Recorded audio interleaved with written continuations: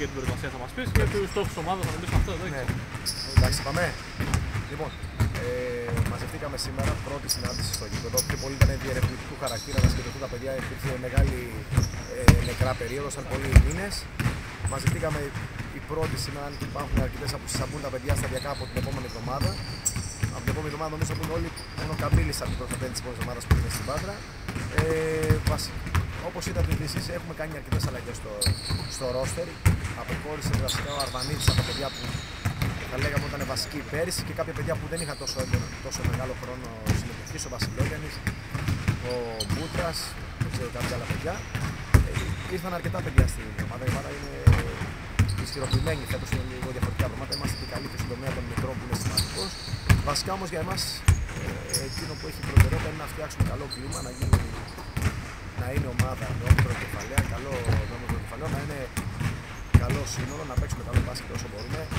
Φέτος θεωρώ ότι θα είναι πολύ καλά πράγματα. Να είμαστε μαζεμένοι μέχρι το τέλος και όχι μέχρι τα μέσα στη σεζόν όπως έγινε πέρυσι. Βεβαίως ξεκινάμε από την άνετη παραμονή, όχι είναι παραμονή μέσω δυσκολιών όπως ολοκληρώθηκε η περσινή χρονιά.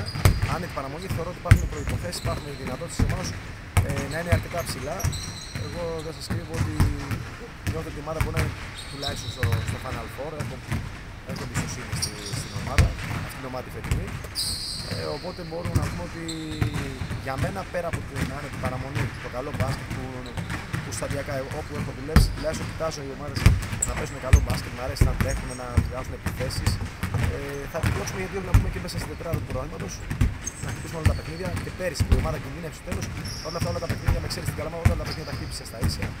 Αυτό θα κοιτάξουμε να κάνουμε και φέτος. Για το φετινό πρωτάθλημα είναι περισσότερο και μετακινήσεις, πιο πολλές ομάδες. Ναι. Κάποιο σχόλιο. Γι' αυτό επιδιώξαμε να ενισχύσουμε την ομάδα περισσότερο.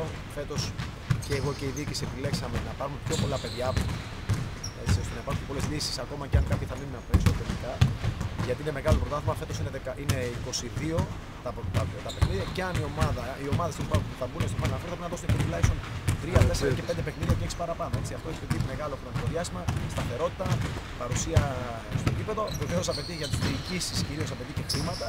Ξέρετε πολύ καλά ότι οι μετακινήσεις ξεπερνούν τα 1.000 ευρώ. Αν βάλετε τις διαιτησίες περίπου άλλα 7-8 κατοστάρια τουλάχιστον, δηλαδή γύρω στις 2.000 ξεκινάει μια ομάδα από αυτά.